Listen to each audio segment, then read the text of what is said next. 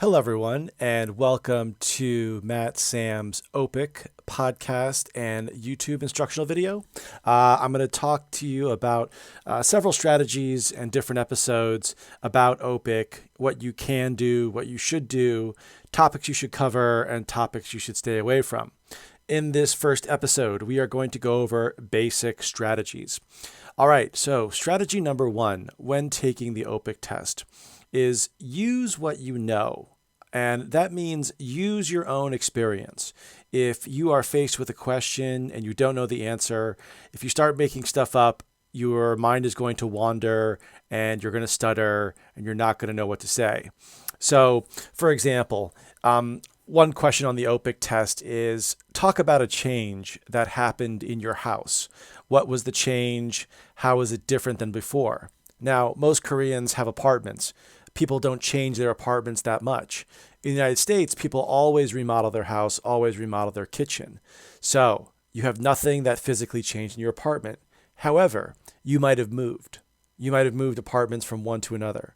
So you could say, my last apartment, the furniture was very old, but in my new apartment, we got new furniture. And then you could talk about that and then how one of your spouses enjoyed it, how your kids loved it, how it makes your house look pretty. So always draw from what you know.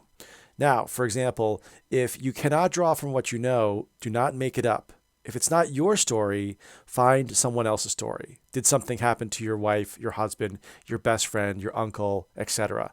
Use their story and apply it to yours. Only make up a story when necessary. Next, I want to talk about the Venn diagram approach. So the Venn diagram approach is when you have three different things, then there's a little bit of overlap about talking about a certain type of topic.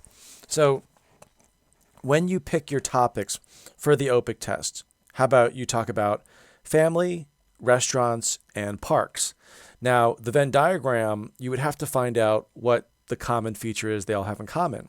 So for example, if they say, what is your favorite restaurant? You could say, my favorite restaurant is a pork restaurant. I go there with my family on the weekend. After we eat there, we usually go for a walk in the park. Then if they ask you about what do you do with your family on the weekend? Well, me and my family hang out. We like to go to a pork restaurant. After that, we go for a walk in the park. Or if they ask you a park question, you can say, one of my favorite things to do is go to the park with my family. After we go to the park, we're usually hungry and we go to our favorite pork restaurant. The Venn diagram approach is great because you can combine different subjects without memorizing other subjects. You can memorize the basic facts and apply those to the other parts of the test. Now, here's the thing about scoring.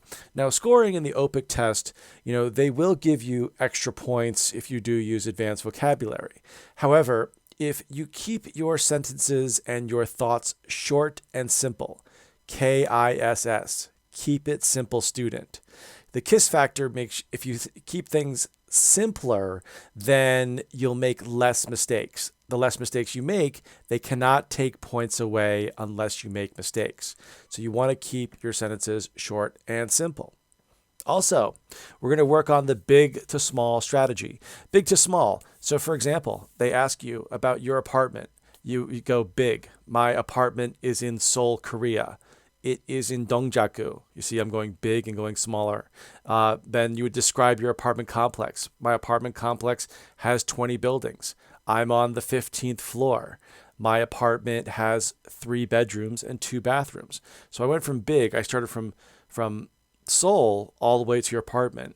And then you can start going more. I love my apartment. I live there with my family. I lived there for 5 years. All I want you doing is listing from big to small. So go to the big details to the smaller details. Okay? Next, I want to talk about listing. Listing is a great strategy for OPIC. Listing things when you go for answers will keep your answers short and simple. So like I said before, my apartment's in Seoul. It has 15 floors. My apartment has 3 rooms. I love my bedroom. It's where I relax. My children love their room. My sentences aren't incorrect. They're just simple, but I'm listing and I'm still talking. So the person who's grading your OPIC score cannot take points away from that.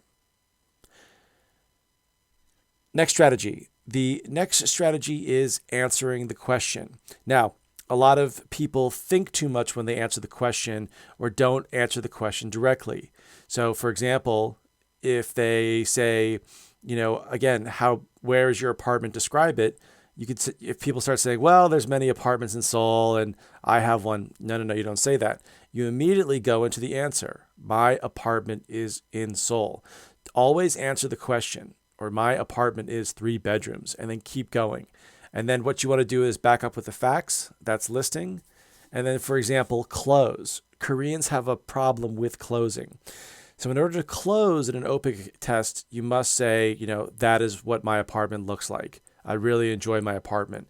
There has to be some sort of ending so the proctor knows when you are finished. Next part, cadence. Cadence and rhythm and the ability to answer the question is very important. You need to find your cadence or your rhythm. That means how fast are you answering these questions? Also, it can mean how slow you're answering these questions. So, a good OPIC answer is anywhere between 45 seconds to 90 seconds. So what I want you to do is keep your answers around 1 minute. And I want you to count on your fingers how many sentences you use per 1 minute. So I would set a timer and just start talking. So if your cadence is slow, like my apartment is in Seoul. My apartment complex has 20 buildings. My apartment is 3 bedrooms. Now your cadence will be very slow. That's going to be about 6 sentences per minute. If you're a little bit more advanced, maybe 8. A lot more advanced, 10 to 12.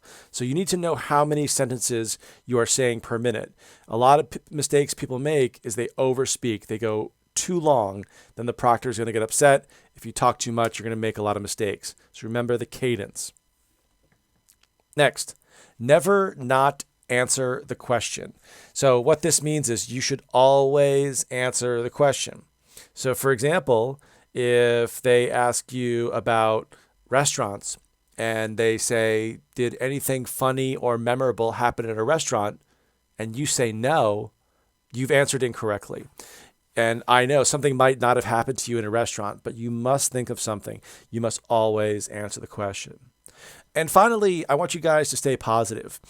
In the Korean language, there's a lot of people who use different answers to social questions. So for example, if a native speaker asks a Korean, how are you today? The Korean person might say, I'm tired.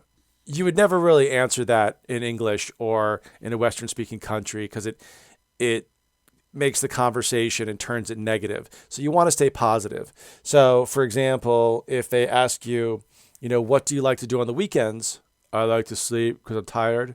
Not a great answer. So again, what do you like to do on the weekends? Oh, I love to go to the pork restaurant. I love hanging out with my family. I love going to the park. So you got to stay positive in your answers. All right, guys, this is just the first of the next few podcasts I'm going to put out. I'm going to be going over different subjects, questions, and answers. So please stay tuned, and thanks for downloading. Bye-bye.